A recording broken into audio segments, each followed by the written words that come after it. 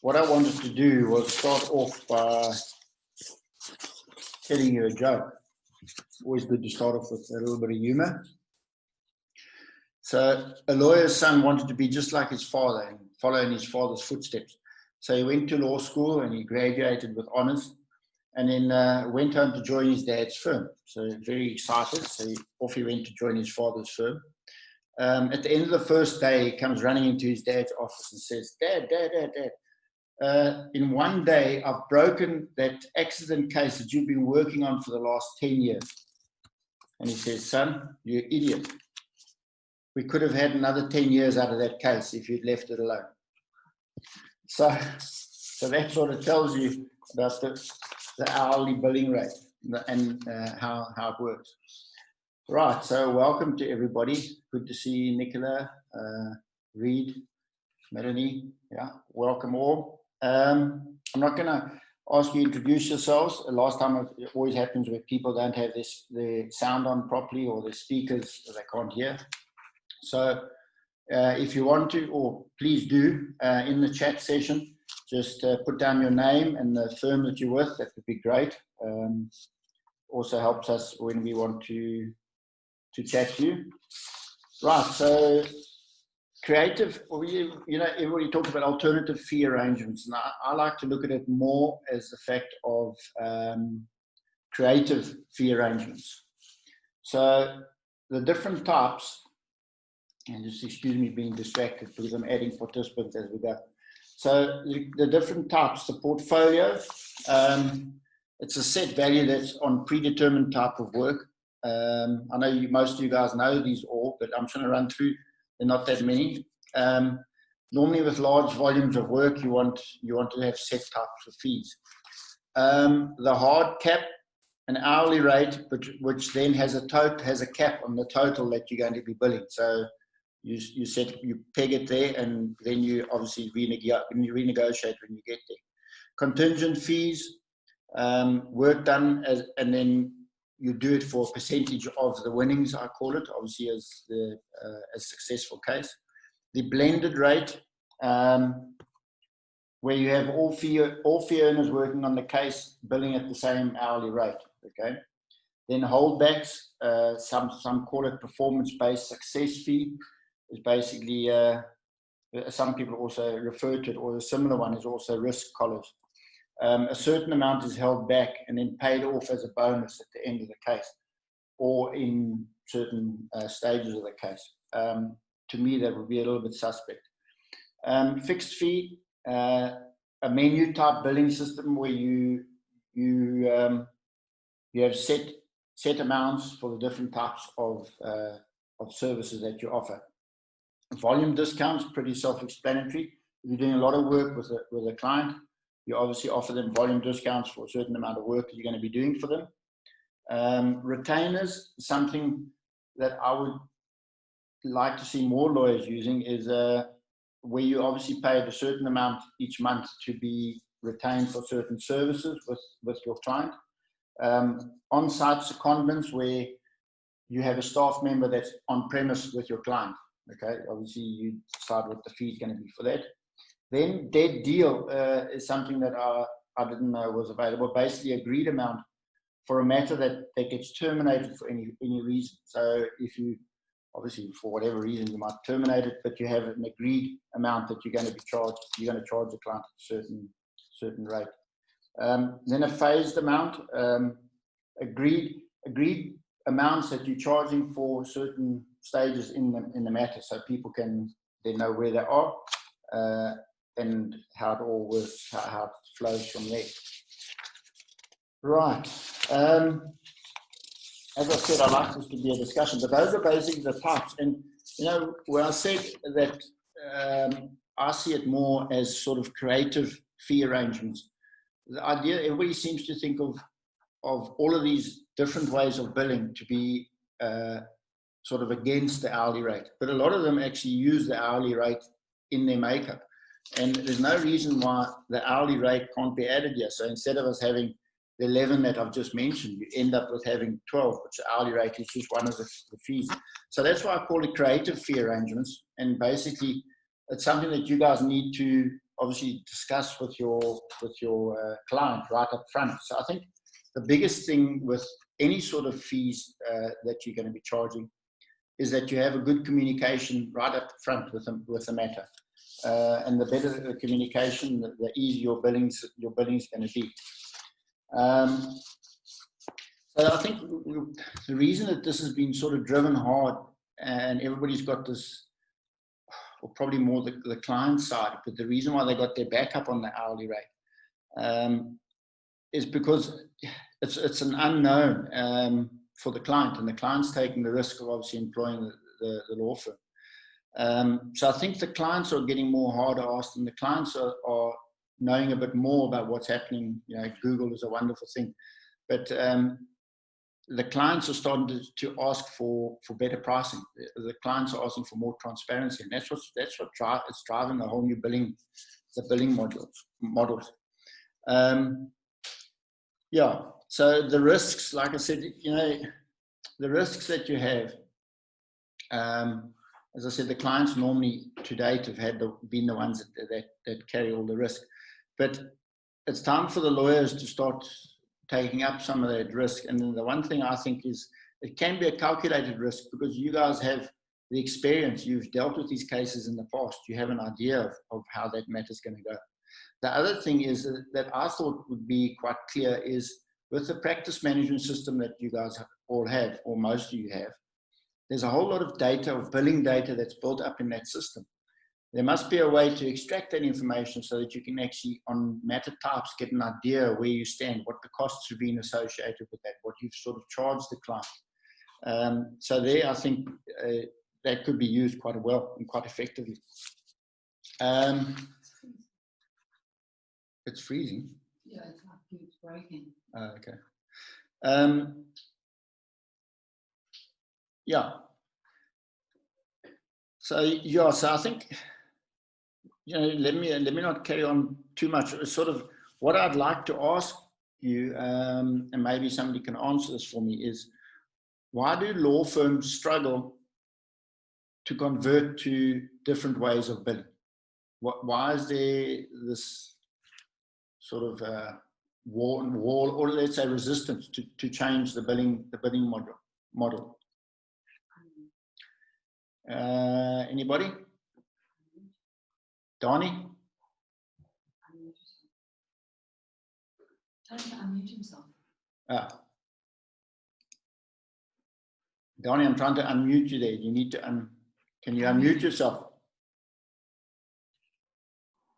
Yeah, there we go. Sorry, I'm attending. I'm here to learn. I'm not here to contribute. I just need to. Well, I see. A major reason is, you know, we used to do it like that. So. Yeah. Okay. So, Donnie, I lost a bit of that. Can you just give it to me again, please? Sorry. I think a major, well, an answer to your question is that we have always done it in a certain fashion. Why change now? It's hard for attorneys to change. Yes. Okay. So that is a good one. It's sort of like, okay, so if it ain't broke, don't fix it. Indeed. Okay. Very good. Who else? Let's see. Donnie, I'm going to mute you again. Melanie, do you want to give us an idea why you think that the attorneys are so resistant to this change in billing?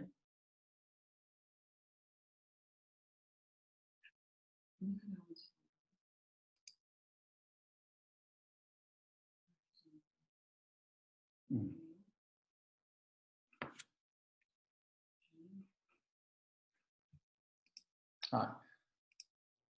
Okay.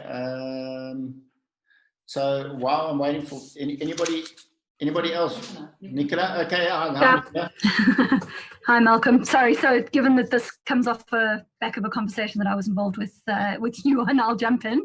Yeah, only fair. I think the problem is that with any business, you've got cost implications of how much it costs you to produce your widget, and in our case, the widget that we're producing is a contract or an outcome in a court case or something like that. And so it is very difficult to judge the cost of that unless you look at what our main input cost is, which is salaries. Obviously, you've got rent and libraries and all that kind of thing to pick up as well. But in essence, you've got to work out how much your people cost you per hour, and you've got to have a markup on that. And so you are stuck with the hourly rate. The reality in the world, though, is that clients don't like coming to you and saying, I've got this problem, can you fix it? Without us being able to give them an idea of how much it should cost them to fix it. What we've ended up doing is explaining to clients how their actions can incrementally increase the fees. And when they don't take that on board, we sometimes point it out to them. Well, remember, we spend so many hours on a call. You know, obviously those are hours I'm not spending with other clients. That's time dedicated to you.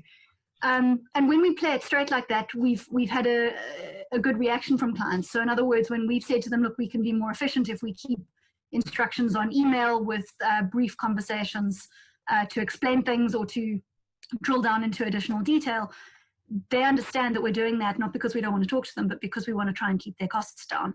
And we've had a good reaction to that. Obviously, drafting contracts, again, as we said last week, it's easier to keep a handle on costs as opposed to a litigation matter where you have no idea how long you're going to be in court for because you don't know what the judge is going to say or what the opposing side is necessarily going to say in a particular matter. But I think that's part of the reason we find it hard to leave the hourly rate discussion, because that's our input cost.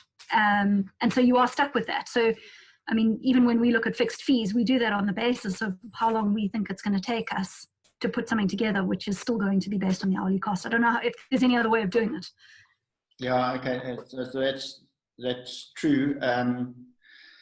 Yeah, so basically everything works down to your cost is your hour, how much your hours cost you and how much you're going to get back by charging whatever rate to get that back. So one thing I've always chuckled at, and I know, so the focus there is that your salary is say 10,000 and your hourly rate now costs you so much. But I've always chuckled that the attorneys, when they get busy, they quite happily go and employ another secretary than put technology in place to actually say, okay, well, instead of us putting another person in place, we'll just get better technology and use the same person. So it's strange that they focus on the hourly factor, but they employ somebody so easily on the other side, which is just adding cost to your time. Okay. Right. Janine says we stick to the rules, too scared to take chances. Ah. Janine Vogel.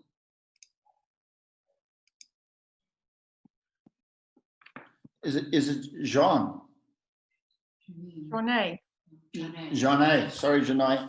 Yeah, you got a good question there. Carry on.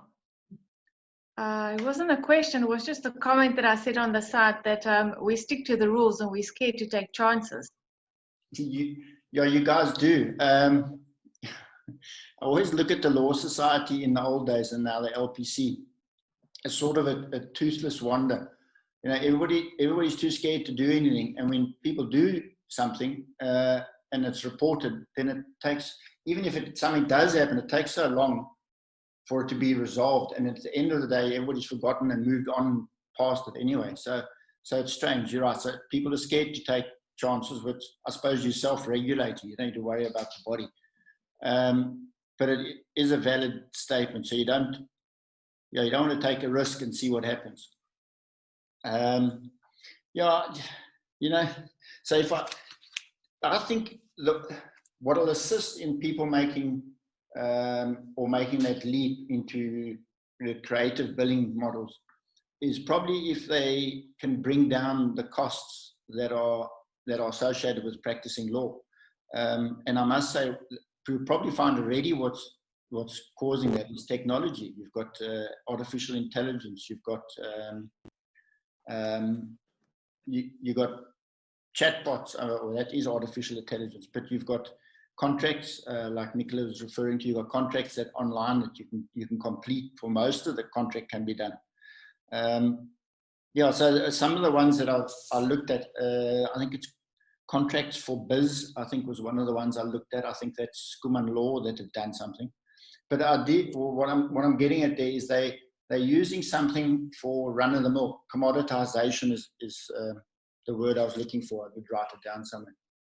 And commoditization basically, it's like a sausage factory. You know that for those contracts, it's generally going to be the same type of clauses that you're going to be using. So they put it in, I mean, in years gone by, ghost writer and ghost fill type things, and now express docs, they all do those things very well. So to automate it to where you offer to the clients, it's basically just saying, if you want a contract, there it is, it's 750 Rand, you click on it and you go and fill it up. And at the end of it, if it doesn't give you what you want, then you interact with the attorney. And then the attorney can say, well, it'll cost me another 1,000 Rand to correct your agreement, and then we'll do it or we don't do it. But I think the whole thing is all about communication. And these engagement letters that you guys, that are becoming more popular with law firms, and the UK have been doing it for a while now, but basically in engagement letters, that's where you should outline how the billing is going to be. And I mean, it can be any type of billing. It doesn't have to be a certain set fee, or, you know, a fixed fee. It could be any type of billing. And then, you know, as long as you communicate it with your client, you're okay. It's basically as long as you keep your client informed as you're going. And Nicola, you mentioned something earlier, you know, as long you told them in the beginning, listen, if you get us on the phone and you waffle on, we're going to charge you for that. And when they email you, it's a lot shorter and a lot cheaper. So I think your communication does help. Yeah, there's one thing I know I don't comment on it, but I posted with the article to remind people about this discussion. Was where they're saying that the billing, the hourly billing, sort of the incentive is for the lawyer to drag that matter out as long as possible, because his incentive to make more money is to actually keep the matter going as long as possible. And it sort of goes against, you know, getting things done quickly and efficiently. But I know it is a difficult thing. And Tani, as you said, it's legacy. It's the way it's been done from year dot. And if it ain't broke, then don't fix it. Daniel, I wonder if could you just add to what you think is one of the reasons why sorry? You wrote it Oh, down. okay. Communication is Sorry, key. hang on a second. He's given the whole breakdown and how you do it, and then he said communication is key. Always keep Okay. your mind up to date with when you go accounting stuff. Okay. So that was Daniel. okay. Then, Ziad, do you want to give us your idea on why you think attorneys are resistant to change of the billing? Well, I think. Thank you. Carry on. Hi, good afternoon, everybody. Well, I think it's traditionally because I think, as one of our participants have indicated, I think we kind of set in stone on the one hand, you know, we're used to doing things a certain way. But I think secondly, apart from, you know, having the fear of change, I can only speak from my own personal experience. My firm is only about a year old. But I mean, you know, clients are scared of costs. So, for example, I've tried the idea of looking at a fixed cost for a client. But then what I find is, you know, at times, if you have a fixed cost, you're either going to overquote or underquote, because at times it's difficult depending on the nature of the matter. And you're also kind of scared of giving a fixed quote, and, you know, the client sees this, let's say this big amount, it also kind of scares them off and they run away, because we're competing. For example, you have legal insurance companies on the one hand that significantly cheaper than what we can offer.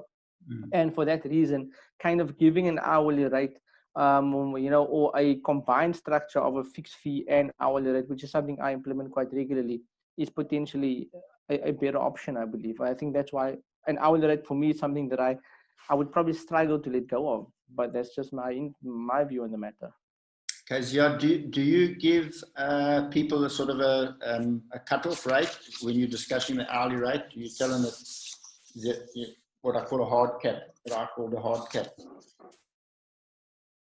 So what I would generally do, yes, is I would say to the client, listen, for example, you know, I will bill you X amount. That X amount will cover the following three things. For example, your consultation, maybe drafting 2 or 3 letters or whatever, you know, and I limit it to a specific thing. I, for example, would also, you know, instead of requesting a large deposit, I would normally have a breakdown in deposits to say, look, I need X amount. It'll cover these 3 or 4 steps. You know, because I know, for example, obviously my consultations, I can try and limit it from experience to say the average consult will be an hour, maybe maximum an hour and a half. Okay. And that's basically what I do. Okay, good. Thank you. Yeah. She says, how do you pass the liability issue if you sell a standard contract without consulting? Yeah, Narina, so that's a good question. Narina's question was, how do you Get past the liability issue get past the liability issue if you sell a standard contract without consulting? if you sell a standard contract without Consulting. consulting? Yeah, so Narina, I've always thought that, like I said, with the contracts for biz, I think it's called, the idea is you're putting out a standard contract, but the disclaimer there is this is a standard contract. If you want anything more, or if you want us to actually give our legal opinion on it or what your situation is, then we'll charge and we can consult at such and such a matter. Narina, do you want to expand on that? Yes, Malcolm, if you don't mind. No. The problem, and the client doesn't know that it is not what he wants is not in a standard contract. So if you don't consult, he thinks he's getting what he wants. Like the biz contracts that you were saying, he thinks he's getting what he needs. Meantime, he's got a situation that is out of the norm, or he needed a special clause or something that's in there, but he doesn't know that. Now you're selling this standard contract from your website, which you're charging him $5,000 or $10,000 or whatever the case might be. Yeah. There's litigation at a later stage. He comes back and says, but I bought the contract from you. You're in a law firm. You're a law firm. You've put this contract on me. And now I'm sitting with this situation. And, I see a potential claim against your law firm by selling that standard contract. I mean, you can have in your precedence your standard contract, but you still need to consult with the client. I think at the end of the day, whether or not you have a specific amount that you charge for that contract, if you don't make any changes to it, I mean, that's however you want to do it is fine. But there still has to be a consultation process that needs to take place. I don't know, just my 5 cents, No, Narina, it's all valid. So very valid. But I mean, how do you then compete against the guys like the contracts for biz? Because I mean, they're the ones taking away. If people do Google searches, that's what they're going to find. That's what they're going to use. Yeah, I agree with you, and I know, and I've been thinking about it for a while, because you've got to become more competitive in the market. Yeah. But how do you get past that? Do I now throw caution into the wind and just have these standard contracts and face the liability claims at a later stage and hope my insurance is going to cover it?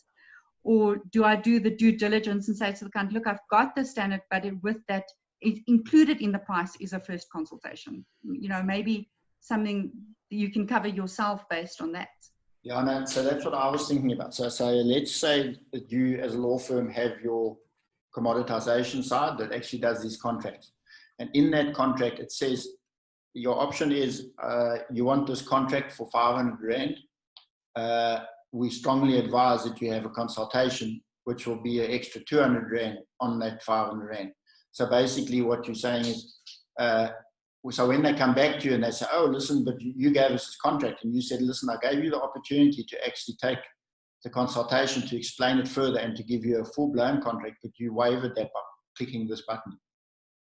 So that, I know it's a hard one to go by, but I mean, if you want to cover yourself, that might be the way to actually do it. I think, can I just jump in? Narina, I think the important thing to remember, though, is that as lawyers, we can really add value to our clients. I think it's very difficult for any of us to compete with these mass IT companies that are churning out documents on a standard basis. And so you're always going to find clients who want to go to Google and cobble together something. I think that the companies that are creating those standard form documents are competing in that market. They're creating something that is legible for a client who's not prepared to go to a lawyer. Whereas people coming to lawyers are coming to us because of the relationship that they built. So we've definitely seen that the value that we add is more about hand-holding for clients through the process and explaining it to them and breaking it down into bite-sized pieces. So we end up seeing that that's the value that we add, rather than trying to see ourselves as competitors for a money web contracts generating business for whoever else the other people might be. And I think the reality is that a lot of those companies are not actually law firms. They are PTYs set up to generate that, and so they've got limited liability and they can carry on doing that. I think we as officers of the court do need to look after our clients and give them some form of consultational guidance in terms of what they need. I don't think it's right, and I agree with you there. We can't just necessarily hand them a lease if what they're actually looking for is a rent to buy or sale contract or something along those lines. Unless we all become IT experts overnight. Well, yeah, the law is changing, no question. You might become IT experts. But I think with doing that, Nicola, you've got to have something to hook your clients. You speaking as, you have an established, let's say, law firm, and you have clients that come to you. That's a different story. What about, like in Ziad's case, where he wants to grow his firm, and the best way to do it is put it out there electronically and say, listen, here's something to pull clients in. So basically, if he's got those contracts, he's pulling them in. Now, I'm not saying that the way that the other guys do their contracts is a good idea. And Nicola, I'm not disagreeing with you. But what I'm saying is, if you set up contracts, but you don't let them close that contract, so it's almost like a mixture of what Narina's saying, what you're saying, and what contracts for biz says, or idea is. But if you allow them to say, listen, it's online, you fill in this form, you don't just get that agreement at the end of clicking submit or finish or whatever it's called. That comes across the lawyer's desk, and he sees the contract. And before he says, okay, well, listen, I agree with this, or I don't agree with this, or listen, let me send the client an email and say, listen, we've got your contract that you've compiled. What are you trying to set up here? And the guy says, oh, it's a software agreement, non-disclosure type thing. Then they say, well, listen, hang on a second, you need to have these type of things. Would you like us to do it? And then you basically go along the normal procedure.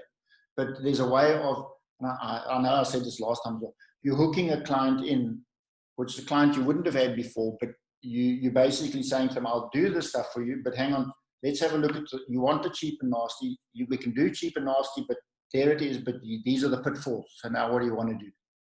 So I think it's a way of doing the right thing for the client, being able to do your marketing to get people in, and providing a good service, I think, and probably at a better rate than if you were going out to visit clients or sitting with people one-on-one before they even start. Because most of the questions you're going to ask are going to be in that typed up agreement that they've typed up. You might have to add clauses, etc., but all the information you need from them is already in. Yeah, guys, it's 30 minutes, and the 30 minutes has come to an end. Does anybody else want to say something? I've asked Manuela to in the chat session just to give you the references that I looked at on alternative fee arrangements, and the one that I found was quite interesting was a law firm explaining to their prospective client how they bill, and with alternative fee arrangements, how they do that and why they do it and why they believe they do it better. So it was quite an interesting read, for people who, if you want, you don't give them a flat fee, but you say to them, this is the way we bill, and let's chat with you so we can come up with a way which works for everybody. Right. Any closing remarks? Anybody want to say anything before we sign off? Just thank you for the discussion, everyone. And if anyone wants to chat further, please reach out and let's try and solve the problem together. Great. Thanks, guys. Thanks, Nicola. Right. Thank you, everybody. The Manuel has posted those links if you want to copy and paste them to another area. Thanks for your time. I'd like to have another session in 2 weeks' time. I'll let you know via Tech for Law what the topic will be, and maybe an extension of this, which might be that I'm thinking of hooking your clients, probably might be a very valid one. And maybe we can talk about the litigious side of it as well. Right. Thank you very much, and have a wonderful day, everybody. Look forward to seeing you and chatting to you all through Tech for Law and in future things like this. Thank you very much. Bye-bye.